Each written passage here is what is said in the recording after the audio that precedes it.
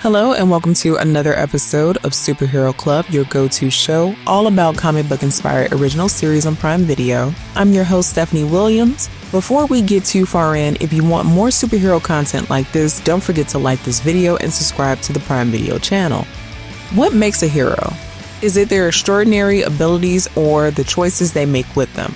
Mark Grayson's origin story begins as the seemingly ordinary son of the world's greatest superhero, Omni-Man. Growing up in the shadow of such greatness, Mark spends his early teenage years as a typical high schooler, dealing with bullies, crushing on girls, and working a part-time job at a local fast food restaurant. I think Amber's been pretty clear about how she feels, Todd. What? Are you serious, Grayson?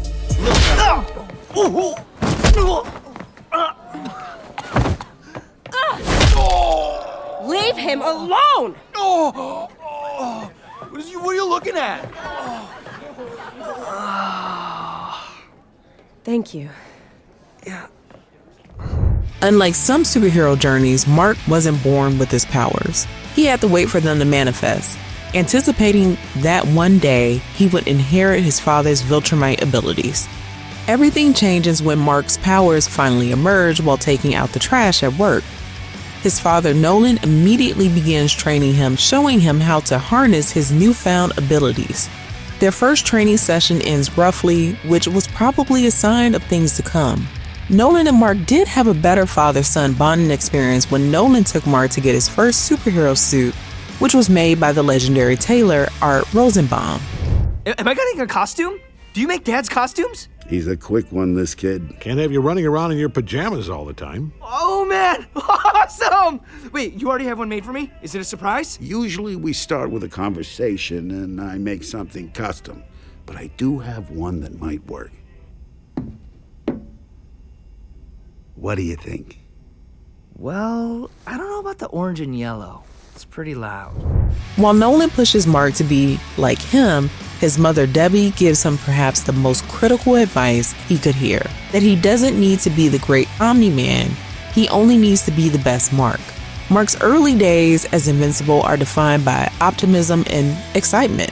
His first major heroic act comes when he helps defend Earth against alien invaders known as the Thraxans. This encounter also introduces him to the teen team where he meets Adam Eve, a classmate from his high school with remarkable matter manipulation powers. This chance meeting begins one of the most significant relationships in Mark's life, though neither of them realizes it at the time. Mark's world expands further when he encounters Alan the alien, who is testing Earth's defenses for the coalition of planets. What begins as a misunderstanding will later become an important alliance for Mark. Wait, stop! Hold on! I want to talk! Are you using your timeout? I get a timeout? Why did I get a timeout? Hey, I didn't invent the rules. What rules?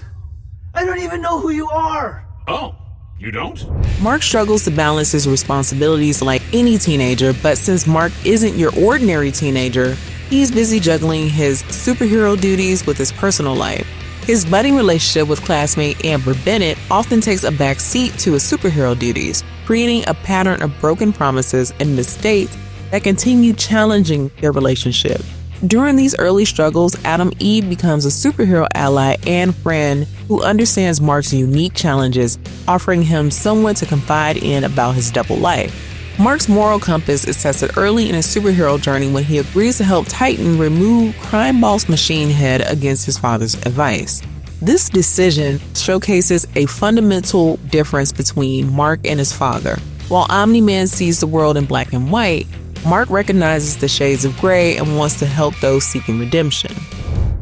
You're right. You're so strong and tough. And you fly all over the goddamn place. It's amazing. Thanks. You know a lot about me. I also knew exactly when you and this giant pile of shit would walk in here and ruin my doors. Also, Italian maple, by the way. No way you saw this coming. Oh, is that what you think? See, this is what happens when your head's a f***ing rock. You said you took care of him. I know what I said. Mark's heroism comes with consequences despite his good intentions. His decision to help his friend William find his missing boyfriend leads to a confrontation with the twisted scientist D.A. Sinclair and his cyborg. Though Mark succeeds in saving the day, the incident forces him to reveal his identity to William and further strains his relationship with Amber. Everything Mark thought he knew is shattered when his father reveals his true mission on Earth. Omni-Man isn't a hero. Instead, he is an advanced scout for the Viltrumite Empire sent to weaken Earth for conquest. When Mark refuses to join his father's cause, the two engage in a devastating battle that leaves Chicago in ruins and Mark barely clinging to life. In the end, Mark's humanity proves stronger than his father's conditioning. Nolan can't bring himself to kill his son and abandons Earth, leaving Mark to pick up the pieces. This abandonment forces Mark to reevaluate everything he thought he knew about being a superhero, family, and his own identity. During this traumatic period, Eve, William, and Amber form a support system for Mark, with Eve in particular understanding his superhero burden. With his father gone, Mark finds himself suddenly bearing the weight of an intergalactic legacy. Alan the alien reveals that the Viltrumite Empire will eventually come to Earth, and that Mark might be humanity's greatest hope for resistance. A power struggle's brewing in the farthest reaches of space. What kind of power struggle? The Coalition is trying to unite enough worlds to stop the Viltrumite Empire. The thing is, no one's even heard of a Viltrumite abandoning their post. It's insane. It just doesn't happen. This could be the advantage we've been looking for. Sure. Let me know if I can do anything to help. I don't get why you're smiling. Just thinking about everything I've been through. How huge it all feels. But the fact it's just a small part of something much larger makes it all seem more manageable. I don't know, but it helps. Sorry to rain on your parade. That happens on Earth, right? Anyway, once they find out your father took off, the Viltrumites are gonna come for you. Trust me, when they set their sights on a planet, they don't give up without a fight. I'll be ready. In the aftermath of his father's betrayal, Mark throws himself into relief efforts trying to repair the damage caused by the battle. The responsibility for the destruction weighs heavy on him, pushing him to confront difficult questions about the true impact of being a superhero. He wants to prove himself to be the hero his father isn't.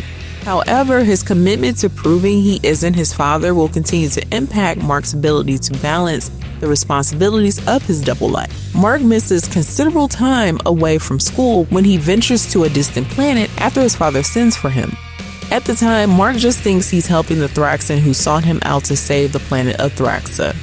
But Mark experiences the shock of his life when the planet also happens to be the one his father is now living on, and not only that, he discovers he's gone so far as to start a new family. As you can imagine, the unexpected meeting floods Mark with complicated feelings. Luckily for Nolan, his son's humanity and love for his father wins out, and Mark agrees to stay and help Nolan defend Thraxa against the Viltrum warriors seeking to kill Mark's half-brother. The fight on Thraxa is a game changer for Mark. He faces off with Viltrum warriors who don't hold back. It also shows that Mark himself has been holding back his true power, a revelation that impacts how he later begins training after the Viltrum General Krieg tasked him with carrying out his father's duties on Earth, something Mark is fully against. I know this may not appeal to you, given your sympathies. So I'll put it like this. You can kill a few humans to convince them to capitulate, or we will kill millions if we arrive to find you or your planet still defiant against us. We will check on your progress soon. And unlike your father, we do not change our minds. Mark then returns to Earth with his half-brother Oliver, the son his father had with an alien woman named Andressa. Balancing college, superhero duties, and family responsibilities became increasingly challenging, especially as his relationship with Amber continued to suffer from his frequent absences. Throughout this period, Eve remains constant in Mark's life, helping with relief efforts and providing emotional support and superhero assistance when needed. When Alan the alien returns with the invitation to join the fight against the Viltrumite Empire, Mark decides to stay on Earth, recognizing his responsibilities to his family and protecting his home planet. This choice reflected his growing maturity and understanding of the sacrifices being a superhero demands. The true danger of Mark's Viltrumite heritage becomes increasingly clear when Anissa, another Viltrumite, arrives on Earth to persuade him to accept his Viltrum duty. Like the fight on Thraxa, their confrontation demonstrates the physical threats Mark will face and the ideological battle between Viltrumite conquest and Mark's commitment to protect humanity. Mark's resilience is tested to the limits when Angstrom Levy attacks his family, blaming Mark for his disfigurement. Enraged by the threat to his mother and brother, Mark pursues Angstrom across dimensions, eventually beating him to death in a moment of uncontrollable fury.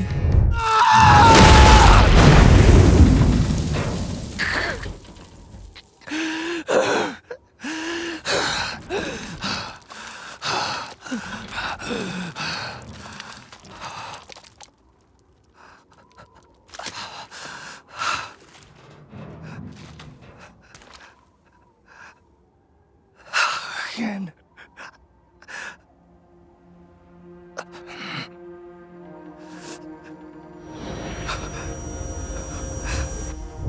The violence of this encounter leaves Mark deeply traumatized and forces him to confront the darkness within himself and the frightening parallels to his father's capacity for violence. This reckoning leads to his decision to quit college and focus on mastering his powers and emotions. He and Amber also mutually agreed to end the relationship. During this vulnerable period, Mark finds himself drawn to Eve, whose steady presence and understanding offer comfort that few others can provide. He visits Eve, finding solace in her presence. Although he seems to be on the verge of confessing his true feelings, he remains silent, finding comfort in simply sitting with her. This moment marks a turning point in the relationship as the friendship that had sustained them through countless battles begins to evolve into something deeper. Following all of the traumatic events that Mark has experienced, he dedicates himself to becoming stronger and undergoes intensive training with Cecil. His power, speed, and endurance increase dramatically, but so does his inner turmoil about the kind of hero and person he wants to be. Mark's relationship with Cecil is strained after Mark questions Cecil's decision to work with D.A. Sinclair and Darkwing 2. Not only is Mark not in moral alignment with Cecil, but he also gets a personal experience of who Cecil Stedman is at the end of the day. A man who wants to keep the world safe at any cost, even if that means placing a device in Mark's head to weaken him if the need arises. This betrayal of trust leads to a violent confrontation that echoes his father's actions, forcing Mark to recognize the thin line between protection and tyranny. As Mark embraces a new persona symbolized by his latest black and blue costume, he also assumes the responsibility of mentoring his rapidly aging half-brother Oliver. The challenges of this mentor role reveal just how different the brothers' moral compasses are. While Mark values human life, Oliver has inherited their father's Viltrumite perspective on humanity's disposability. I didn't mean to kill them. I saved you guys. They're just stunned, Oliver.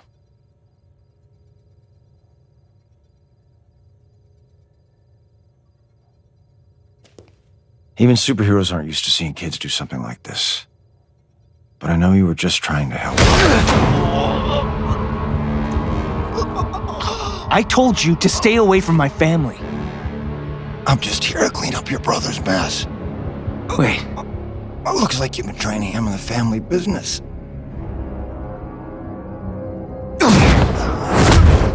Meanwhile, while Mark's relationship with Cecil erodes, his relationship with Eve grows closer and their connection deepens. Eve encourages Mark to consider starting a business together, symbolizing their growing partnership in and out of costume. They start Invincible Inc., a company that essentially has a hero-for-hire setup. The true cost of Mark's heroism becomes painfully clear when he encounters Powerplex, a man who lost his family in a battle between Mark and Omni-Man. This confrontation forces Mark to acknowledge the collateral damage of superhero conflicts and the grief of those left behind. One of Mark's more challenging trials comes when Angstrom Levy returns with an army of evil variants of Mark from across different dimensions. These alternate versions of himself who embrace power without responsibility, show Mark a chilling vision of what he could become without his moral compass. In what became known as the Invincible War, these variants devastated cities across the globe, causing casualties in the hundreds of thousands and defeating many of Earth's heroes. Mark was forced to confront physical enemies and the terrifying potential of his power when wielded without his humanity. The conflict left deep psychological scars as Mark realized how close he might be to becoming the very thing he fights against if he ever lost his way. Despite the destruction these variants caused, when Mark finally confronts Angstrom Levy, he hesitates to kill him. It's not till Oliver shows up begging his brother to kill Angstrom that Mark almost goes through with it.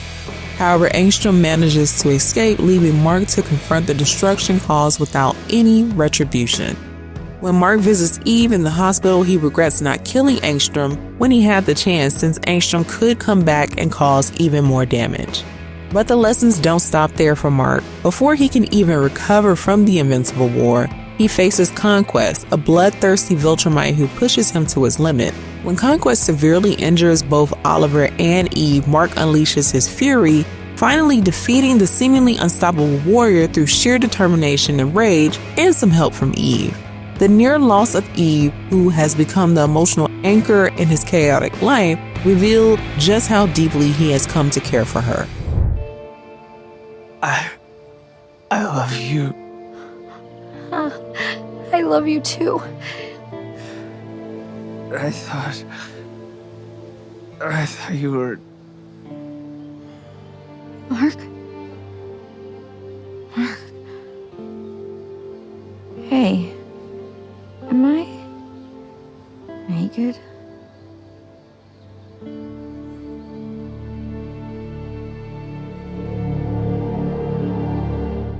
Mark Grayson's journey from naive teenager to battle-hardened hero has been defined by loss, betrayal, and the constant struggle between his human upbringing and his Viltrumite heritage. Despite the darkness he faced, Mark continues to fight for a better world, proving that true heroism isn't about having extraordinary powers.